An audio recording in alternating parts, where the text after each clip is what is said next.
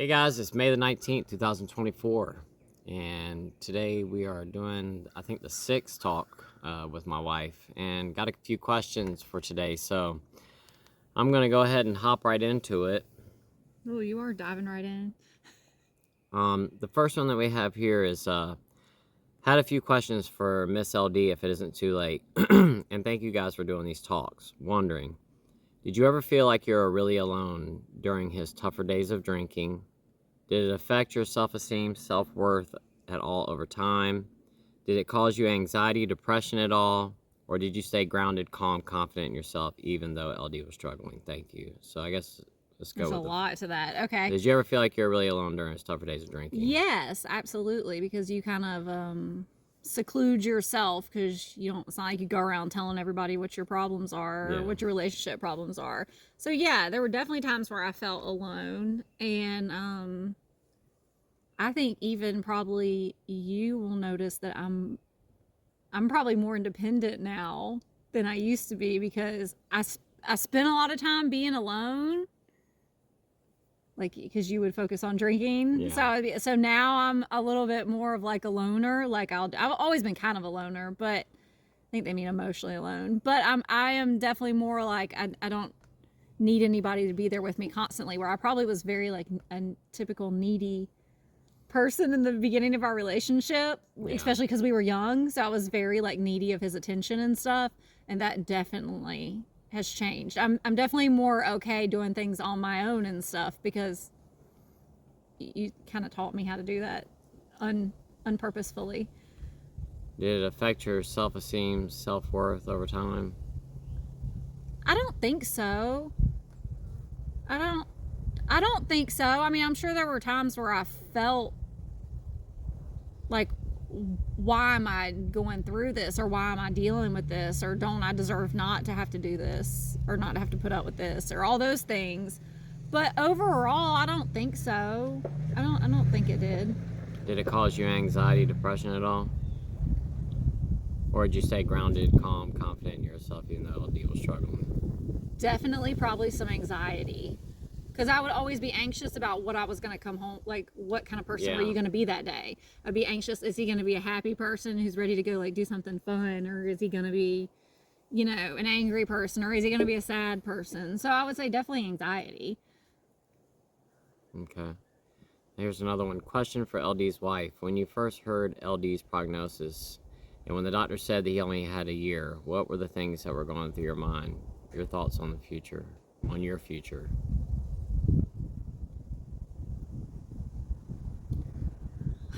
That's a hard question to answer because you're, of course, just emotionally upset. Yeah. And of course, when you got that prognosis, wasn't like the first time you got sick. Like we had already been through you getting sick once. So for example, I guess the reason I'm bringing that up is the first time he got sick, I was like, your problem. I was very like, yeah, you got sick. You did this to yourself. This is that's what you got to deal with. So then, months went by where you had quit drinking at that point in time and all those things. And then we kind of got that prognosis. So at that point in time, all I could think was, I hope that with the time that we have left can help him spend time with the kids that maybe he hasn't spent productively. And I can honestly say you definitely do. Yeah. You've definitely used your time to do things with the kids that you hadn't done before, or things like that. But that's a hard question. A lot of stuff goes through your head. Well, we were both sitting there at the same time. At the same time, you had just come up. Mm-hmm. You had just got there that day, and and it was a shocker because the hospital trip before that, it was they just have pancreatitis and diabetes. Yeah, and so this was like a whole turnaround. Yeah, they told me I had pancreatitis, diabetes, and they said my liver didn't look that bad. No. So, and then I got out of the hospital and was like, my liver enzymes were elevated, but it wasn't that bad at the time, and you know, I thought that, you know, get my diabetes under control and, you know, not drink anymore, and I won't have pancreatitis And you won't have to deal with that. Everything's good. Everything should be good to go. And the next thing you know, I end up sick again. And then we get that. And then we got that information. Yes, that was a huge shock. It kind of blew both of us away. I think both of us were just in shock. And you know, you have people in there like trying to give you advice, like, well, you know, go on vacations and do this and stuff, and that's great advice. Spend time with your family and do those things, but you also have to consider not everybody can just stop the world and go on trips together because they might have a year left to live. You know, I hate to say the world still turns, but it does, and people have bills to pay, and no matter how much time one of us might have left, the kids still need braces. Everybody needs electricity. So they give, like, the advice I remember getting was go on vacations with your family while you can't do this and that. And I'm like, well, now, you know, there's already one person working from two. Like, and I don't know. I just remember that for some reason. Yeah, I remember that being the advice. And I'm like, how? Like, it was really hard on us too because, you know, I'd gotten sick the first time and ended up in the hospital, and then got out of the hospital and went right back to work. And we were actually doing really well for ourselves during that period. I mean, I was super busy with my business, and actually poured myself too deep into it and started working way too hard, which I think played a huge role in me getting sick again. I do. Because I way overdid it and pushed myself way too hard. I was not healthy enough to be doing what I was doing. And then you know, what happened was I had a really big job. It was on a Friday, and I went to go do the job, and I'll never forget because one of my pieces of equipment fell off the trailer that day and broke. And I went and was doing the job, and our daughter showed up to help me, which was already pre-planned. Yeah. She showed up to help me, and as soon as she got there, I said, I don't feel good. I need to go home. And I remember calling you on the way. And I went to help her finish. Well, you went that day? I was there the last day. I know I was there the last day. We went there the next day because, excuse me, I came home that afternoon extremely ill, started running fever. I remember throwing up all over the place. I went and got in the bed, and I was freezing cold. And it was like in September. It was hot. And we were like, you probably just had heat stroke. And I was like freezing cold. I felt horrible. And then during that period of time, too, I was still taking Advil like an idiot. I was not supposed to be taking that. And I remember you fussing at me, telling me you should not be taking Advil. But my stomach hurt really bad. I don't remember that. Well, I do, because I'd gotten into the bathtub because my stomach hurt so bad, and I threw up. And when I was taking those Advil liquid gels, and it was like green, and I remember being in the bathtub and just throwing up all over myself. And you came in there, and you're like, "What's going on?" And but you must have got up the next day and we went got to up the next day and we went and finished. Yeah, because I went, and then you had to leave.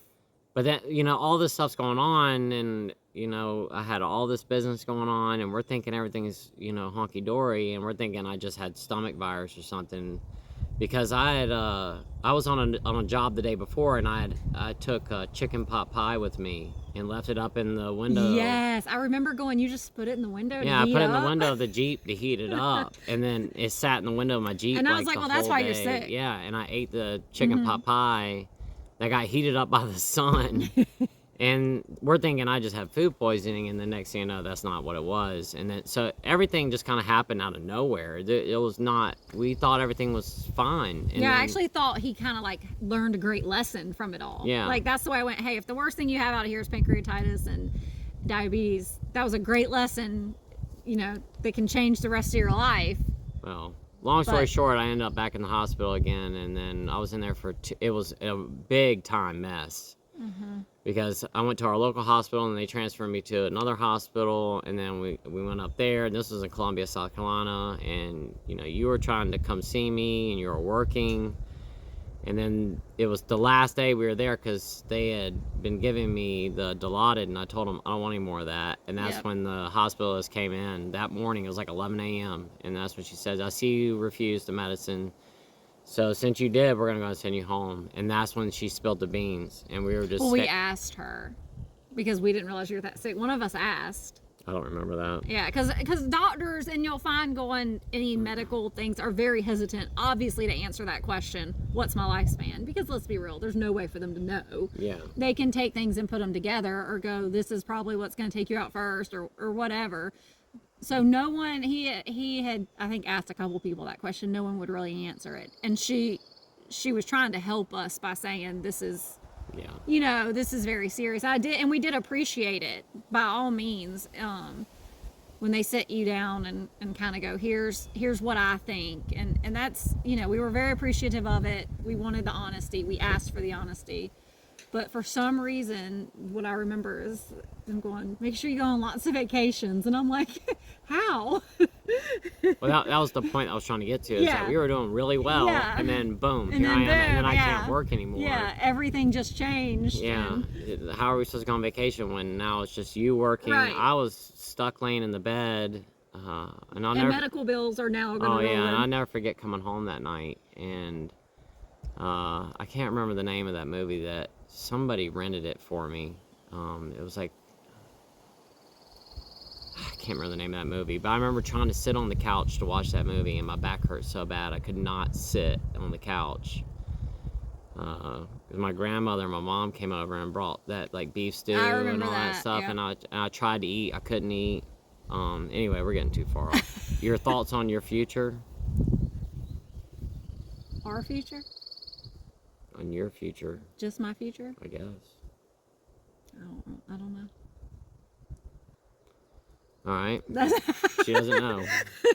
I mean, we're just going to keep trucking. Yeah, I feel like we don't, there's really no, we don't, at this point now, with everything that's happened, I think that we are just living day by day. Yeah. And we're not making any plans. We're not, because anytime that we've tried to, just things kind of blow up in our face. So I think that we're just riding this out and just living day by day and just hoping that each day is a good day. And when things happen, I mean, it's inevitable I'm gonna get sick again. You know, the doctor was pretty clear about that. He said it's not a matter of if you're gonna get pancreatitis again, it's a matter of when. And we know it's gonna happen. It's just, it's been quite some time now. It has. It's been since last summer. Knock on wood. Any of you Finding Nemo fans? My favorite advice in the world is Dory's. What? Just keep swimming. Yeah. That's all you can do. That's all you Just can keep do. swimming. It's It's my life motto. Here's a question here. Great video. Question. Was it difficult for you to adjust when LD started being more involved with you all, or was it easier for both of you? It was a little difficult for me at first. Because I think we kind of touched on that in the other question. I was alone a lot of the times. If the kids had to do something, I just took them and did it. I just went and did my own thing. And I don't think he realized how much we did without him sometimes. And then sometimes you didn't want to go. Yeah. So, but then, you know, as sobriety kicked in and he started feeling better from all the health stuff, he wanted to be more involved. So there's a change in that. Now I think we got it. We're doing really good. But yeah, it was definitely like a lifestyle change. Well, I think one of our biggest problems is, and I don't want to get too deep on it, and I think it's still a problem now, is that there was a lot of time when I was a drinker, I kind of, you know, I worked all the time, and when I did my own thing, you know, especially when I was a little bit younger, you know, I was always out kayaking, doing my own thing. I mean, I was gone. You'd pick up and go for the weekend. So yeah, like on as soon as I got off my shift, I mean, I already had my stuff. My Jeep had my camping gear in there at all times. I never took it out because I would always leave, and I kept my kayak on the back of my Jeep. And when I got off work, I just left and would go and be gone for my days off, and then come back home, and then I'd go back to work. I was never home. And now I'm home all the time, and you've got he tries to move things around in the house. Well, that's not the point that I'm trying to get to. Is that now I spend more time home, and you've got your things going on, and I'm kind of begging for your attention, but you're busy with your stuff. And yeah, we've kind of switched. Yeah, where now it's like I want to spend time with you, but you've got your own stuff going on, and I'll get, you know, my feelings hurt because you're busy. But I've gotten better at it now because I've just realized that it is what it is. I created this problem by doing my own thing. When you wanted me to spend time with you, I was like, no, I'm busy. And now it's flipped. But it's okay. It's not like you're out running around or anything. Well, I was just about to say, your biggest concern is probably that I'm on Facebook Marketplace, like looking for a baby cow or something, or that I've signed up the kids for too many activities. Yeah, our kids are in way too many sports. And she's finally admitted that. I did overbook this year, guys, just so you know, you can't run 2 sports at one time for one kid. No, she's got one kid in soccer and football, and he's missing games, and he's screwing over his team at the end of the day.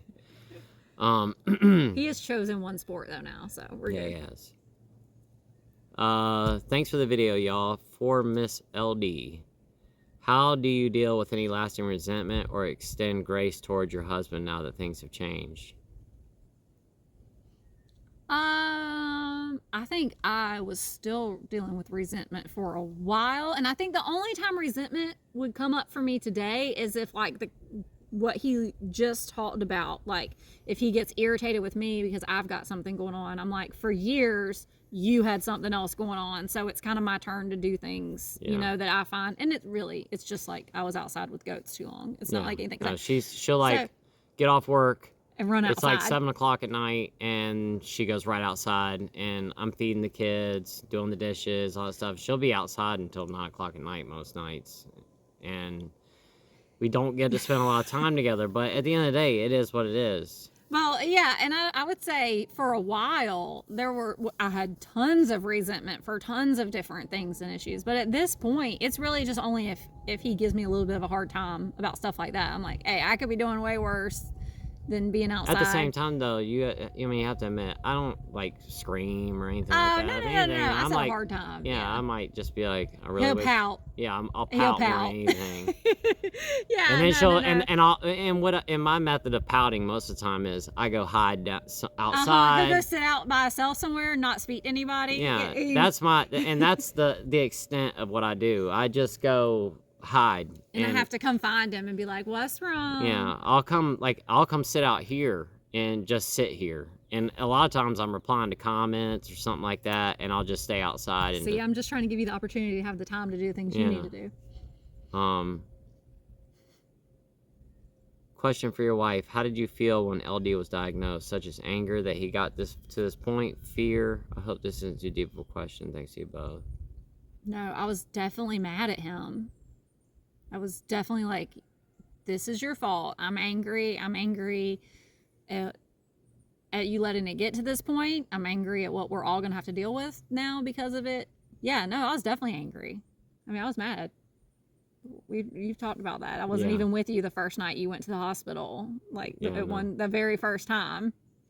Do you remember what my amylase and lipase enzyme numbers were during my pancreatic attacks? The first time you went, I'm pretty sure they didn't think anything was wrong with your liver, and they were like, his numbers weren't bad. But then there was another time you went that your liver numbers were bad. I think it's not always the same. Yeah. I think that's sometimes people think my liver was shutting down the first time I went to the hospital. Well, then maybe I'm thinking of another time. Yeah, the first time I went, my liver, like I had multiple organs shutting down when I went. Well, the first time. Yeah, that was one time, and I do remember that. But like when you're not in the hospital, your numbers are actually really good. And you're not going through an episode. Well, there was a time where they were not. And we kept going back to the doctor, and my liver enzyme numbers were still high. But it's evened out now. Oh, yeah, they're good now. Question. Right now, at the moment. What was the first serious symptom you felt and now know to be something you could have recognized was alcohol related? I guess it's more towards me. The first serious symptom I felt was I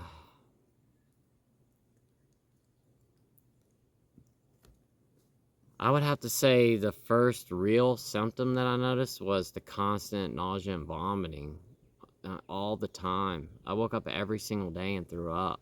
I mean, my wife... Yeah, that was the first if we're going to say like medical symptoms, that was the first one I noticed, because I picked up on... We talked about this, I think, last Sunday, where we went on that trip and you started getting sick, and then from then on out it was like every so often. I threw up every morning. Yeah, see, I didn't even know about that. Yeah, I would go downstairs, or I'd go to another bathroom, or I'd go outside. I used to go outside and throw up a lot because I didn't want her to hear me throwing up, because I make a lot of noise when I do.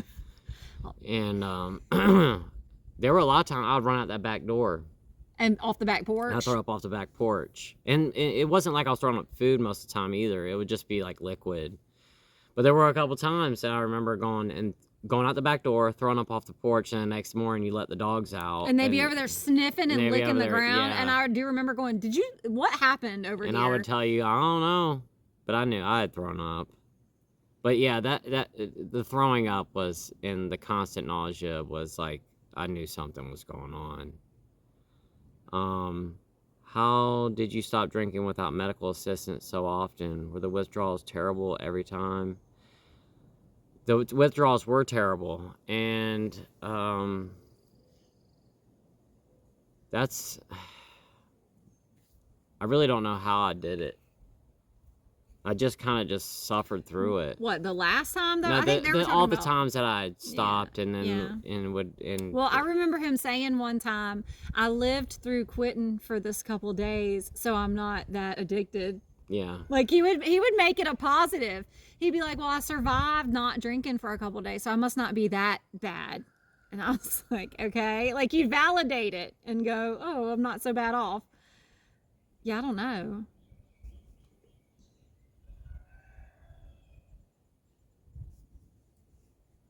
Miss LD, do you drink alcohol occasionally? Oh, I'll have a glass of wine like once every 2 weeks or something. Yeah, it's very rare. She'll have a glass of wine here and there, and I don't mind. It is what it is. But I mean. But I'm not. I've never. No, been. she's never been a big drinker. I'm a control freak, so I don't. Yeah. And now it's like, I never really was into wine either, so it's kind of like whatever. And she doesn't get intoxicated, so it's not like I'm like, dealing with her getting drunk and having to deal with that and and then now there has been like one time that like we had a little get together and like, you had some drinks and you started getting a little bit loud and I just like left. I was like, I'm not hanging around right now because it's getting annoying. But he can't deal with anybody getting loud and stuff now. No, like if it starts to get rowdy at all, if you go anywhere and it starts to get loud or he feels like people are drinking and maybe getting a little silly acting, you're very much like, I can't be here. Which is interesting to me because I used to have to deal with you looking like that all the time. Yeah. But yeah, you can't stand it. So if anything, and sometimes I'm like, that's not even why. I don't even think anybody was really, but it's some type of effect that's had on you. Yeah. Somebody asked here what kind of career does your wife have, and I think I answered, but my wife's an accountant. Where did you and your wife meet, and when did you start dating? I was 16 and he was 19, y'all. That's legal in our state. Is it? Yes. 16 is the legal age of consent in our state. I was 19 years old. I'm just kidding. It's not like I was like 40 I'm just kidding. But I remember, dating a 16-year-old. But I remember he was so happy when I turned 17, which was only like a month after we met. Yeah, she was 16 just for a short period of time. It was like a high school party. And we met, and it's not like we were like hanging out like that back then. I mean, you would come over to my house, we would like hang out and stuff like that. But we met. At a high school party. We met at a high school party. Yeah. And I was actually good friends with her cousin. I was friends with her cousin. I didn't even know who she was. And we went to a party one night. I think it was like a Friday or Saturday night. And it's funny because her cousin and I went to this party with a bet of who could get the most numbers at this party. So the whole entire night, and it was a really big party too, so the whole entire night, and I knew the people who were throwing the party. They were actually my age. I don't know how you guys ended up there. Because I was so cool. Well, we went to the party kind of late and had this bet to see who could get the most phone numbers. And as the night went on, both of us were just going around asking girls for their phone numbers the whole entire night. And at the very end of the night, him and I got up and compared phone numbers, and not bragging, but I won the bet, and I'm pretty sure that he probably watches this channel from here. I was about to say, I'm going to text him and ask him if you really won the bet or I not. did win the bet, but I'm pretty sure that he watches this channel from here and there. I know his mom does, but hi Brenda if you're watching. But anyway, we went to the party, had the bet to see who get the most numbers. I got the most numbers. And at the end of the night, he just kind of mentioned to me, he said, have you ever met my cousin before? And I said, no, I've never met your cousin. And he said, well, she's right over there. And we were like standing on this back porch. There was a pool table back there, and my wife was shooting pool. And he walked up, introduced me to her, and I didn't ask you for your number. I gave you my number. I don't remember, but I remember he didn't call. Well, I gave you my number and said, you might have given me your number, but I just remember giving you my number and said, give me a call sometime. I'm pretty sure I gave you my number and you didn't call me. But I'll just tell you how this all played out. We've had criticisms of this before. What do you mean? The story of how we got Oh, yeah. Please don't criticize my wife for this, but I used to have a Porsche back then. And yes, I was young to be driving. It was a used Porsche. It was a 1987 Porsche, as a matter of fact. I had to learn that the hard way, too. It wasn't brand new. Hey, look, this was in the 90s, so it wasn't that old.